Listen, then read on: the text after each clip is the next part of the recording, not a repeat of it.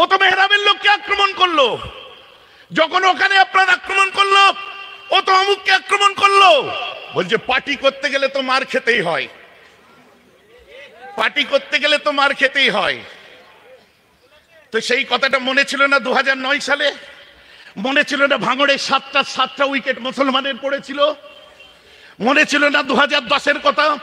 মনে পড়লো না 2011 সেই আনন্দবাজার পত্রিকার ফার্স্ট পেজ দাবি করলো যে আমরা ফিরে আসার বলে মেহরাব সিদ্দিকীর মতো একটা পীরজাদার নাম ডাইরেক্ট বলে দিল?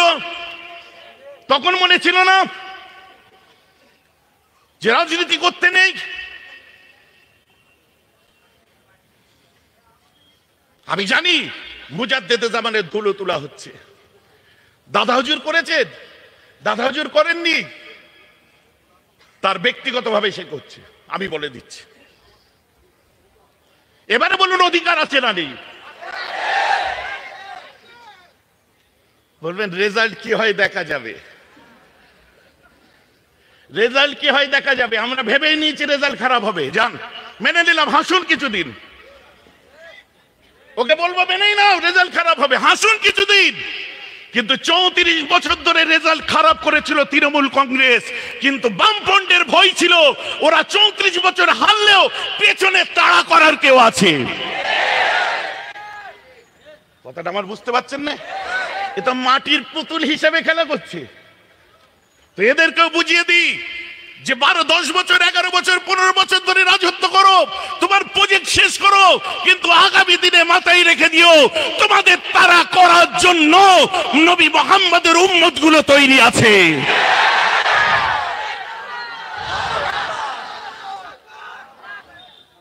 আজ দুঃখের সাথে আফসোসের সাথে বললাম কতগুলো কথা।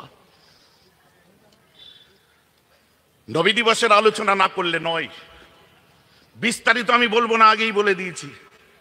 আবারও খাবে তো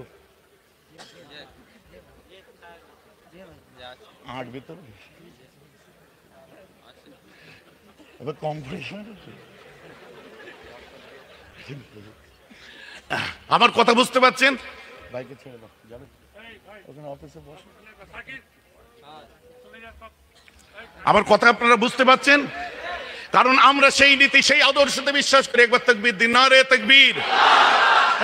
গলার আওয়াজ নেই খামাখা, দাঁড়ানো মানুষ সবাই মিলে বলুন নারে তাকবীর, নারে তাকবীর।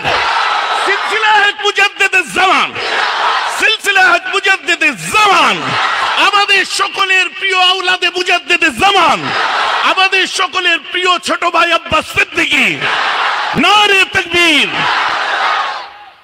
আওয়াজটা যেন বুকের মধ্যে কন কন কন কন করে।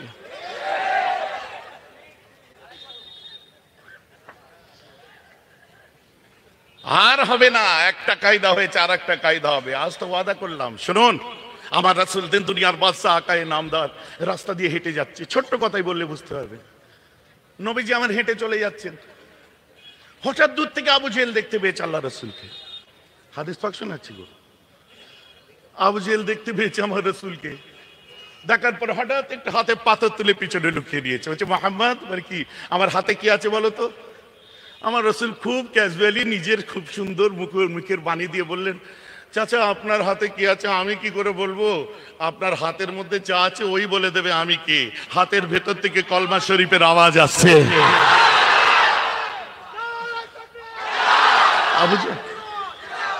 আবু জেহেল মেনে নিল? মানে নেই, বাবা জাদু করে দিয়েছে, ছুঁড়ে ফেলে দিল, মানে নেই। আমার রাসূল দিন দুনিয়ার বাদশা আকায়ে নামদার ঘরের মধ্যে অপেক্ষা করছে। একজন ইহুদি রাস্তা দিয়ে যায়, আল্লাহ রাসূলকে লক্ষ্য করে উদ্দেশ্য করে তার সাহাবাকে বলে, তোদের নবী মুহাম্মদ যদি নবী হয়ে থাকে ওই দূরের গাছটাকে এখানে নিয়ে আসতে বল, মেনে নেব। 5-7 কিলোমিটার দূরে একটা গাছ। এ বলছে তোকে মানতে হবে না, দূর বেরো। ফের যখন ঘুরে এসেছে, ওরে তোদের নবী পারবে না। আবার 10টাই বলে তোদের নবী পারবে না। আবার 12টাই বলে তোদের নবী পারবে না, নবী পারবে না। আপনারা ঈমান দিয়ে বলুন আমার রাসূল পারবে না? কারা মানেন পারবে? হাত তুলে দেখান। আমার রাসূল পারবেন কি পারবেন না? খুব সুন্দর ভাবে বাইরে বার হয়েছে। আমার রাসূল বলে, রে আমার ভক্তদের কেন ডিস্টার্ব করছে, কি ব্যাপার বলো তো? তুমি নবী হয়েছো? প্রবলেম কি তোমার? ওই গাছটা এখানে ডাকো তো। শোনো, আমায় ডাকতে হবে না, ওই গাছটাকে যে আমি মোহাম্মদ আমার নামটা বলে দাও, গাছ চলে আসবে।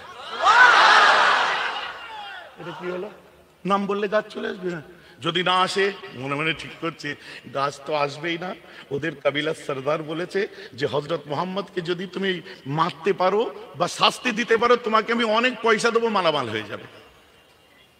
পয়সার লেনদেন সব জায়গায় আছে। আবার হাসে। আমি না হাদিস শোনাবো না? হাদিস শোনাচ্ছি রে বাবা, লেনদেন সব জায়গায় আছে। চলে গেল, বুঝে থাকো আমি যাচ্ছি কিন্তু। বলে হ্যাঁ, গাছ আসবে না, ঠিক আছে। মরুত্তপ্ত রৌদ্রে নবীজির কথা শুনে হাঁটতে হাঁটতে হাঁটতে হাঁটতে সেই পর্যন্ত গেছে। 5-7 কিলোমিটার যে গাছের নিচে দাঁড়িয়েছে, দাঁড়াবার পরে গাছের দিকে তাকিয়ে বলছে, এবারে বলি, হ্যাঁ, এই গাছ তোমাকে মোহাম্মদে আরবি ডেকেছে। গাছটা একবার ঝাড়া মেরে উঠেছে, ঝাড়া মেরে উঠেছে। একবার ঝাড়া বেরেই ঠান্ডা। বলছি চলো আরেকবার বলা যাক। আবার বলেছে মোহাম্মদ তোমায় ডেকেছে। আবার ঝাড়া বেড়েছে। গাছ চলবে না, কামাকায় টাইম নষ্ট। আমি যে শাস্তি দিই, আমার কাজ, আমার মিশনটা আমি কমপ্লিট করি, আমার পেমেন্ট আমি দিয়ে দিই। মিশন কমপ্লিট করতে হবে। হাদিস পাক বলছেন যে বারে বারে 3 বার, আর একবার বলে দেখা যাক। পাসওয়ার্ড সেট হয়ে গেছে। ওই 3 বার বললেই কিন্তু গাছ চলবে। তৃতীয়বার যখন ওই গাছের নিচে যে দাঁড়িয়ে বলে, ইয়া আইয়ুহাশ শাজার আন্না মুহাম্মাদান ইয়াদুকা, এই গাছ তোমাকে মুহাম্মদে আরবি ডাক দিয়েছে। এই সময় গাছটা আর ঝাড়া মেরে ওঠে না, বরং একবার বাঁদিকে শুয়ে পড়ে, একবার ডান দিকে শুয়ে পড়ে, একবার পিছিয়ে যায়, নিজের শেকড়গুলোকে ছিঁড়তে আরম্ভ করে। এরপরে ওই গাছটা আরবের জমিনকে ফাড়তে ফাড়তে সোজা এসে আমার রাসূলের কদমে সিজদায় পড়ে যায়।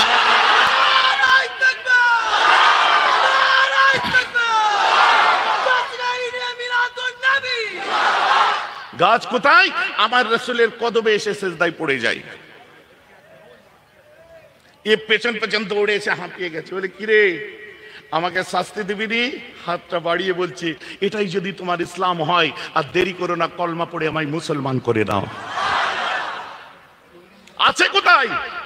গত কদিন আগেকার কথা বলি শুনুন। ফ্রান্সের এমানুয়েল ম্যাক্রন একজনকে ওয়েলকাম করার জন্য এই রাষ্ট্রপতি স্বয়ং এয়ারপোর্টে পৌঁছেছিল। নাম সোফিয়া পেট্রোনেন। এই সোফিয়া পেট্রোনেন কে ছিলেন? মন দিয়ে শুনুন, তথ্যভিত্তিক আলোচনা আনারই কথা বলি না। এই সোফিয়া পেট্রোনেন ছিল একজন খ্রিস্টান, নান ঈসাই।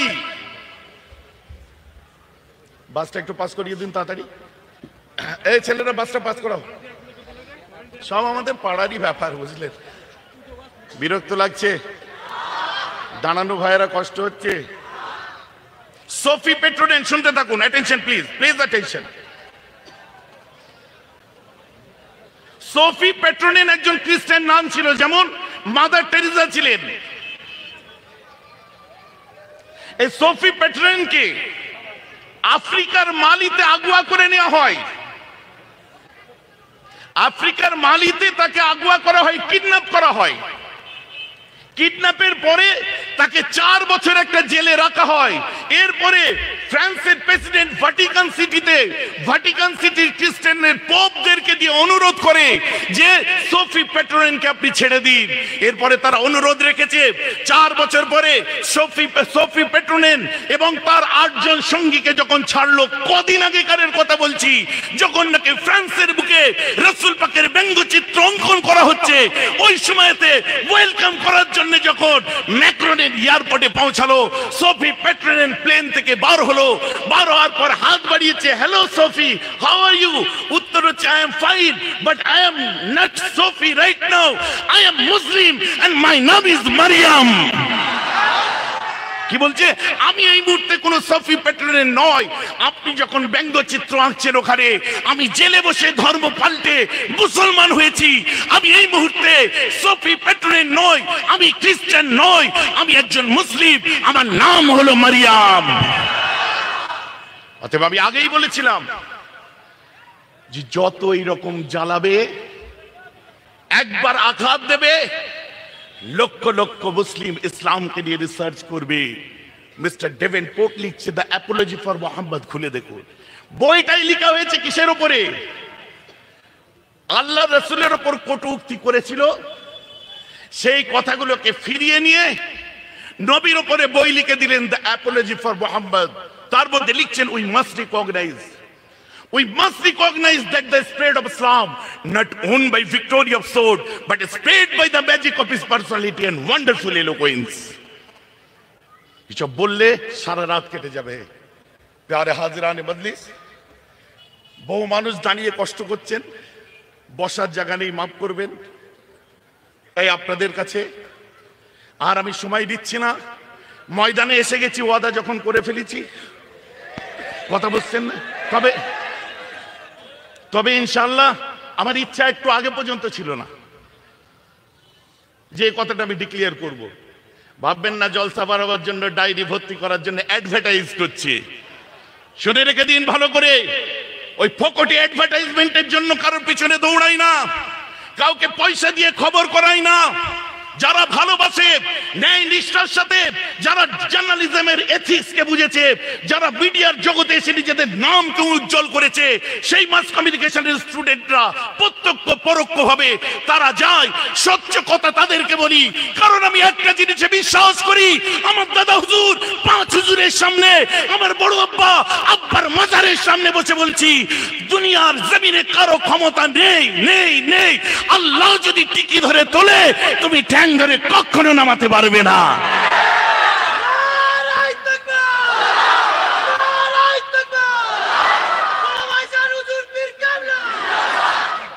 আল্লাহ যদি টিকি ধরে তোলে, তুমি ঠ্যাং ধরে টেনে কচু হবে।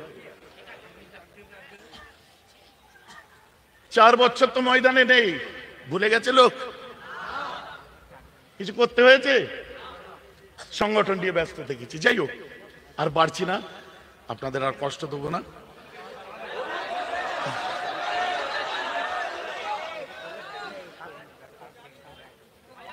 আর একবার একটুখানি, হ্যাঁ,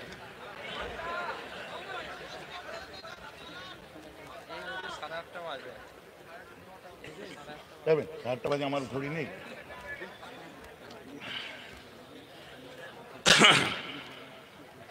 চলুন অল্প কথায় গল্প একটুখানি করে ছেড়ে দেবো, হ্যাঁ, কারণ আমি ইচ্ছা করে রাত করব না।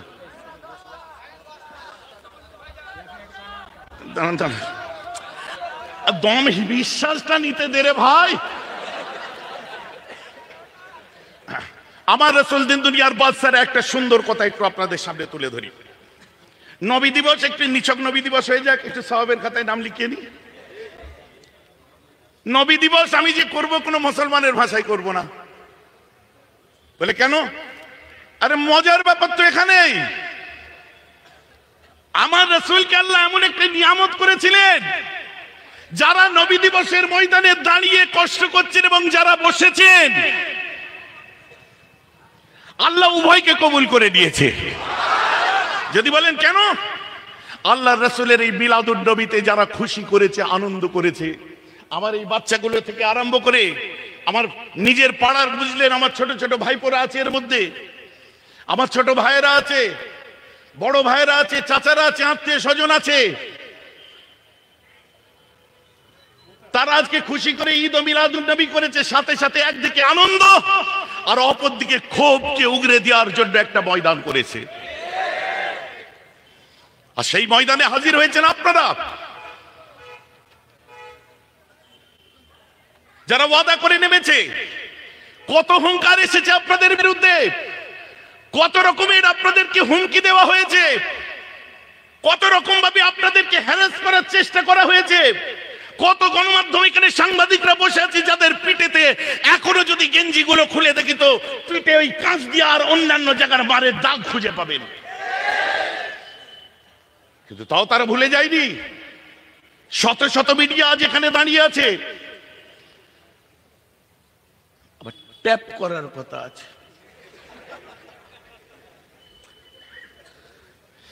ভাষাটা ট্যাব না ট্যাপ কি, আমি তো গুলিয়ে ফেলছি। আর একটু পড়াশোনা আমায় করতে হবে।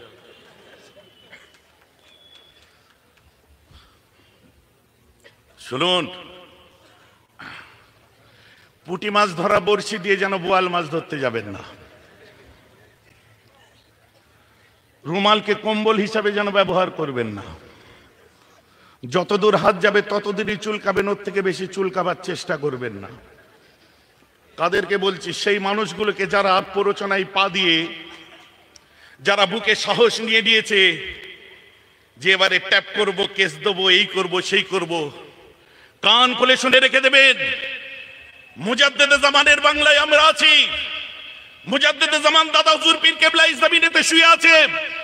এই সেই ফুরফুরা জমিনেতে বসে আমি মেহরাব সিদ্দিকী আপনাদেরকে বলে দিই, আমার এই রেকর্ডিংটা নিয়ে যে নবান্নে বাজিয়ে দেবেন, এসপি অফিসগুলোই বাজিয়ে দেবেন, বিভিন্ন নেতাদের ঘরে বাজিয়ে দেবেন, মন্ত্রীদের ঘরে বাজিয়ে দেবেন, বাংলা জমিনে মুজাদ্দেদে জামানের সিলসিলায়ে ফুরফুরার একটা যুবকের শরীরে যদি হাত লাগে, ওই দলকে, ওই নেতাকে বাংলা থেকে নেস্তে নাবুদ করে ছেড়ে দেবো।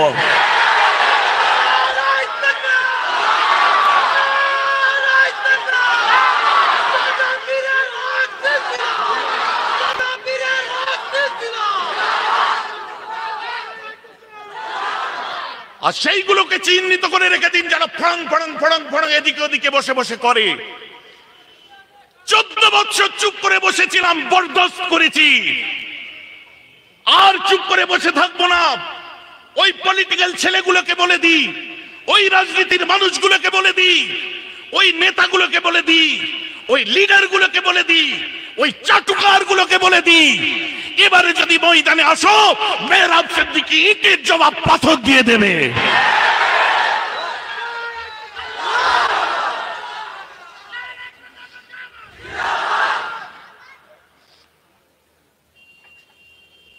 ভাবছেন কি আমি 4 দিন ঝান্ডা ধরতে শিখেছি, ময়দানেতে নামতে শিখেছি, জিন্দাবাদ করতে শিখেছি,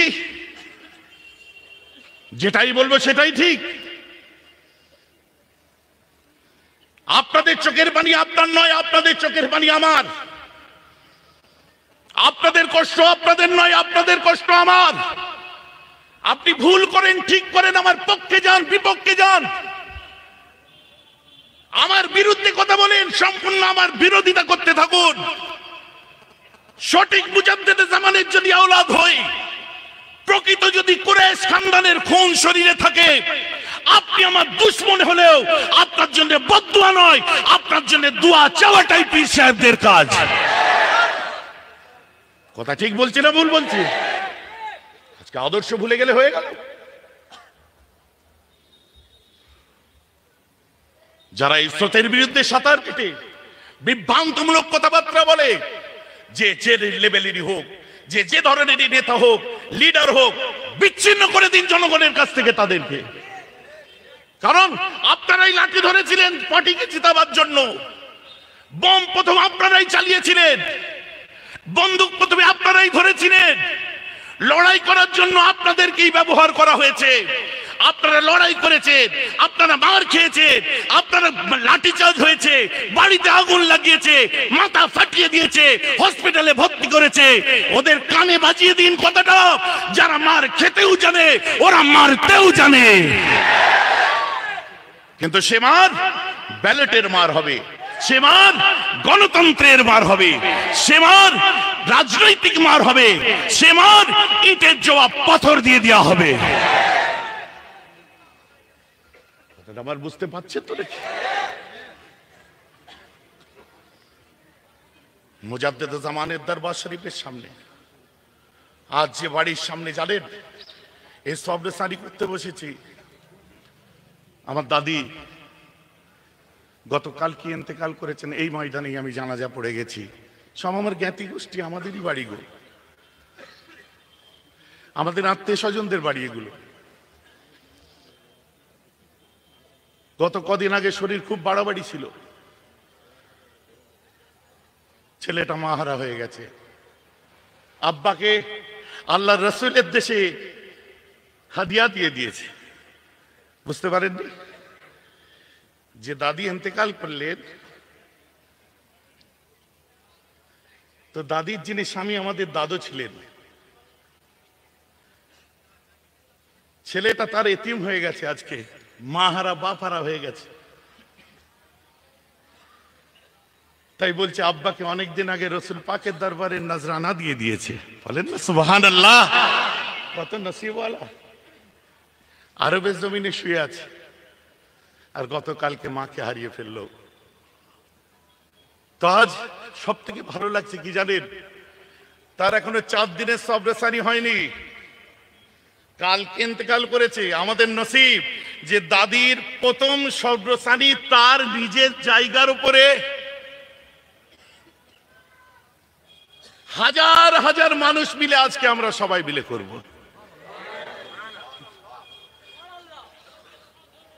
আল্লাহ বেহতার জানেন, এত মানুষের সবরেসানি নসিবে তার হবে বলেই আমার আল্লাহ বেহতার বুঝে হয়তো তাকে নিয়েছে যে তার ভিটেতে এত বড় সবরেসানি তার হবে, তাই তো নাকি? চলুন যেটা বলছিলাম ওখানে বাদ দিই, একটুখানি আগিয়ে দিই। আল্লাহ রসুলের চাচা ছিলেন আবু লাহাব। কে ছিলেন আবু লাহাব? তাব্বাত ইয়াদা আবি লাহাবিন ওয়া তাব। হ্যাঁ শুনে শোনার ভালো করে, আমি কোরআন শরীফ বলছি গো। তাব্বাত ইয়াদা আবি লাহাবিন ওয়া তাব, কোরআন সাক্ষ্য দিচ্ছে। আবু লাহাব কে ছিল, তার হাতকে কিভাবে জ্বালানো হয়ে, আল্লাহ কোরআন খুলুন। সে আবু লাহাব আল্লাহ রসুলের চাচা ছিলেন। আর আমার রসুলের যখন মিলাদ হয়েছিল, আমার রসুলের মিলাদে তার একটা দাসী ছিল, নাম হচ্ছে সুয়াইবিয়া।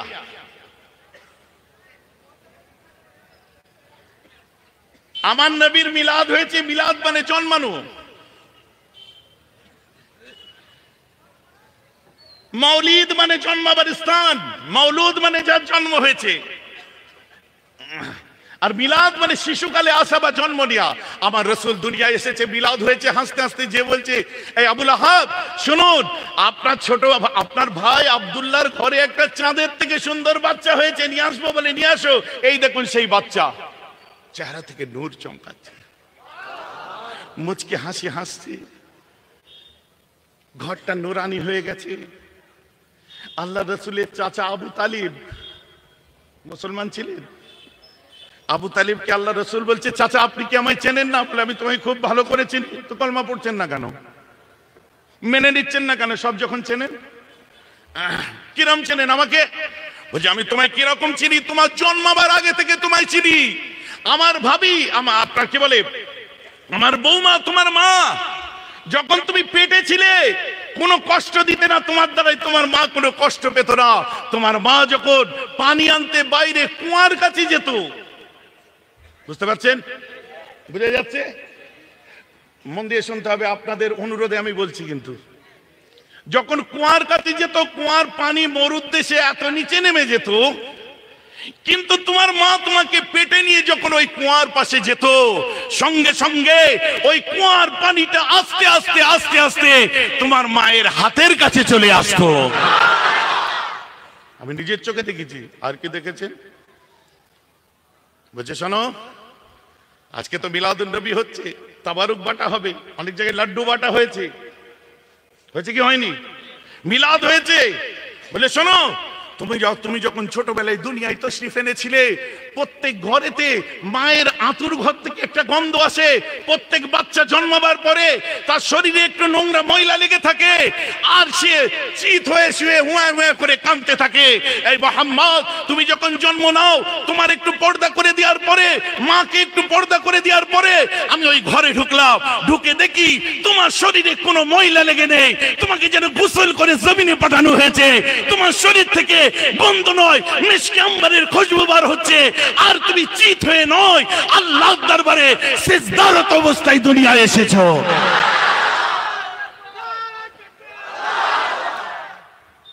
তোমার এইসব জিনিসগুলো দেখেছি।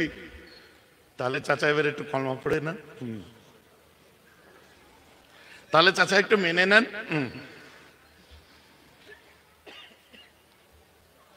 এই যে আমার রাসূলের মিলাদ শুনছেন, আবু তালেব মানলো না। ওই কানে কানে স্বীকার করেন, পাবলিকলি বলতে হবে না, না আমার হবে না। ভাই আমার কথা বুঝতে পারছেন? এই যে এটাকে বলে মিলাদুন নবী। যারা শুনছেন 50টা, আপনার কি বলে, যারা শুনছেন তারাও নফল ইবাদতের সওয়াব পাচ্ছেন, যে বলছে সেও নফল ইবাদতের সওয়াব পাচ্ছে। আজ যারা এখানে বসে দরুদ ও সালাম পড়ছে তাদের কি অবস্থা? আমার রাসূল মেরাজের রাত্রিতে যখন যেয়ে দেখলো আপনাদেরকে দেখতে পাই, সুবহানাল্লাহ, গলা বসে গেল, থাক আর যুদ্ধ নেই। সেই সন্ধ্যে থেকে বেচারারা চিল্লাচ্ছে। আচ্ছা, আমাদের গলার কি টেম্পারমেন্ট বুঝতে পারছো?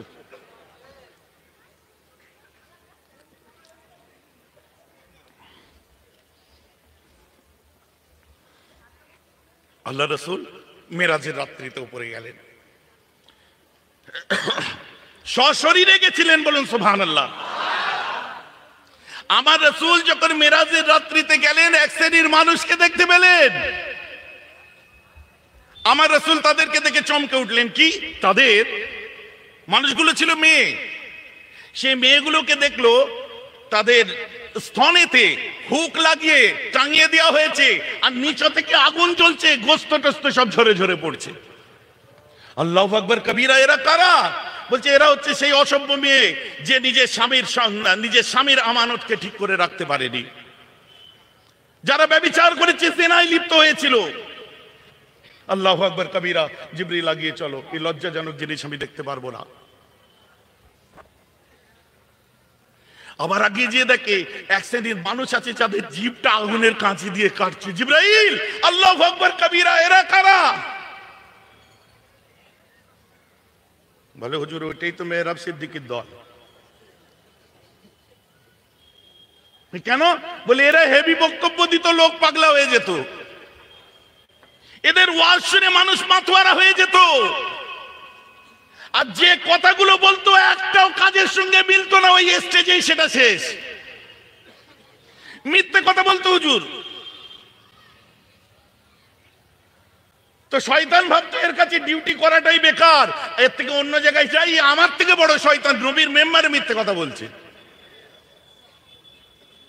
আল্লাহু আকবার কবীরা। আগে গেলেন আমার রাসূল। আগে আমি কি গল্প শোনাচ্ছি নানি দাদির? সবাই বলুন গল্প শোনাচ্ছি। আপনাদের কি মনে হচ্ছে মন গড়া কথা? এটা কেতাবি কথা নয়। আমার রাসূল আর একটু আগিয়ে দেখে এক শ্রেণীর মানুষের পেটে আগুনের আংরা টকবক টকবক করে জ্বলছে। আল্লাহু আকবার কবীরা। এই জিবরাইল, এরা কারা? বলে হুজুর আপনারই এক শ্রেণীর উম্মতেরা। পেটে আগুন জ্বলছে কেন? কি হয়েছে এদের? হুজুর এরা না এতিমদের নাম করে পয়সা তুলতো, অনাথদের নাম করে পয়সা তুলতো। এখানে বলতে এতিম, ওখানে এতিম, এই দাও সেই দাও, টাকা দাও, লাখ টাকা দাও, বিল্ডিং দাও, গাড়ি দাও, বাড়ি। দূরবীন দিয়ে, ম্যাগনিফাইং গ্লাস দিয়ে ওদের কাছে একটাও এতিম খুঁজে পাওয়া যেত না, কিন্তু বড় বড় বিল্ডিং করেছে, গাড়ি করেছে, বাড়ি করেছে, তাই ওদের পেটে আল্লাহ আগুন ধরিয়ে দিয়েছে।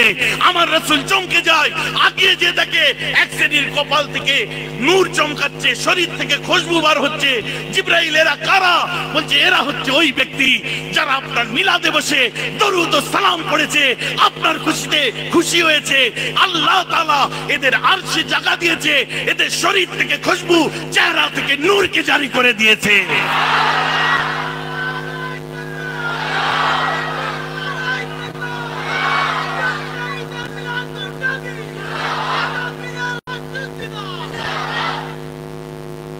কথা বুঝতে পারছেন? আপনারা কারা বুঝতে পারলেন তো নাকি? সেই মর্তবাওয়ালা